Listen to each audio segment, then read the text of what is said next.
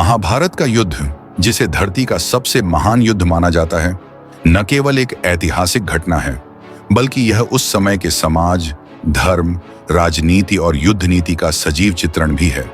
यह युद्ध लगभग 18 दिनों तक चला और इसमें आर्यावर्त के प्रमुख राज्यों के योद्धाओं ने हिस्सा लिया। युद्ध का मैदान कुरुक्षेत्र था, जिसे धर्म क्षेत्र भी कहा जाता है। इस युद्ध में धर्म और अधर्म के बीच की लड़ाई ने समस्त मानवता को नई दिशा दी। महाभारत का युद्ध पांडवों और कौरवों के बीच का युद्ध था। पांडवों के पास उनका धर्म और न्याय की लड़ाई थी, जबकि कौरव अपने अभिमान और सत्ता के लिए युद्ध कर रहे थे।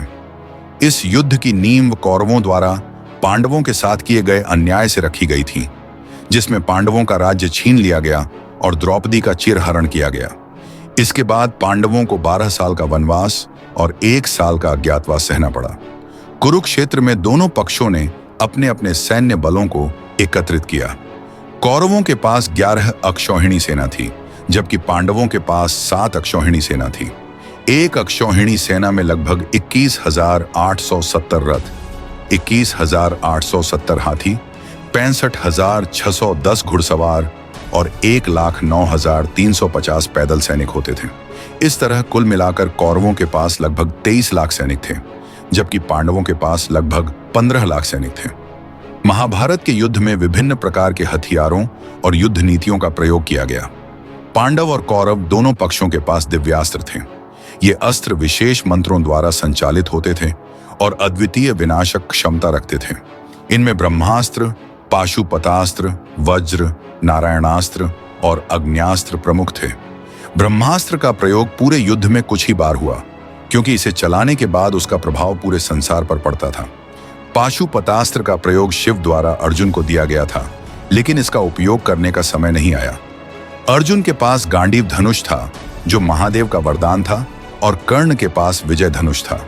ये दोनों धनुष अत्यधिक शक्तिशाली थे और इनमें एक बार में कई तीर चलाने की क्षमता थी। भीम का गदा युद्ध अद्वितीय था, जबकि दुर्योधन भी गदा युद्ध में पारंगत था। भीम और दुर्योधन के बीच का गदा युद्ध अंतिम दिन में हुआ और भीम ने दुर्योधन की जंघा तोड़ दी, जिससे उसका वध हुआ। युद्ध के पहले 10 दिन भीष्म पितामह के नेतृत्व में लड़े गए। भीष्म अजेय थे, लेकिन उन्होंने शिखंडी के समक्ष शस्त्र त्याग दिया, जिसे वे अर्धनारी समझते थे। अर्जुन ने शिखंडी के पीछे से भीष्म पर तीरों की बौछार की, जिससे वे भूमि पर गिर पड़े। अर्जुन के पुत्र अभिमन्यु ने चक्रव्यूह को भेदने का साहस किया, लेकिन कौरवों ने नियम विरुद्ध उसे घेर कर मारा। यह घटना पांडवों के लिए अत्यंत दुखद और क्रोध का कारण बनी। कर्ण और अर्जुन का युद्ध महाभारत का सबसे महत्वपूर्ण युद्ध था। कर्ण के पास शक्ति अस्त्र था, लेकिन उसने उसका उपयोग अर्जुन पर नहीं किया, क्योंकि उसका कवच और कुंडल इंद्र ने छल से छीन लिए थे। अंत में कर्ण का रथ भूमि में धंस गया और अर्जुन ने उसे मार डाला। द्रोणाचार्य पांडवों के लिए बड़ी चुनौती थे।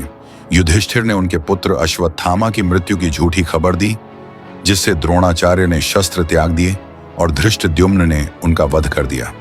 अंतिम दिन भीम और दुर्योधन का गदा युद्ध हुआ। भीम ने अपनी प्रतिज्ञा पूरी करते हुए दुर्योधन की जंघा तोड़ दी और उसे मृत्यु के करीब पहुंचा दिया। महाभारत के युद्ध में कुल मिलाकर 18 अक्षौहिणी सेना मारी गई, जो लगभग 38 लाख लोगों की मृत्यु के बराबर थी। युद्ध के अंत में केवल 10 योद्धा जीवित बचे। 5 पांडव, श्री कृष्ण, सत्यकी, युयुत्सु, अश्वत्थामा और कृपाचार्य। युद्ध ने आर्यावर्त को पूरी तरह से बदल दिया और एक नया युग प्रारंभ हुआ।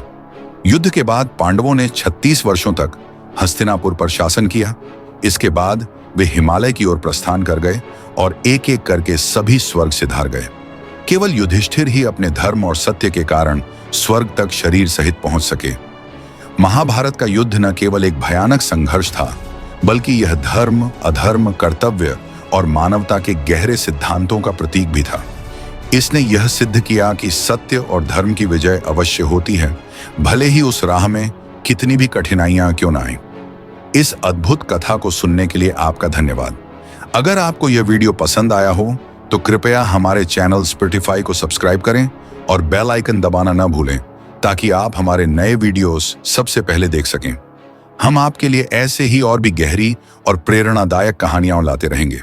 अगर आपके मन में कोई सवाल या सुझाव हो तो कृपया कमेंट बॉक्स में लिखें। हमें आपकी राय सुनकर खुशी होगी और हम आपके सुझावों पर ध्यान देंगे। हमें आपकी प्रतिक्रिया का इंतजार रहेगा और अगर आप इस वीडियो को अपने दोस्तों और परिवार के साथ साझा करेंगे तो हमें और भी खुशी होगी। धन्यवाद।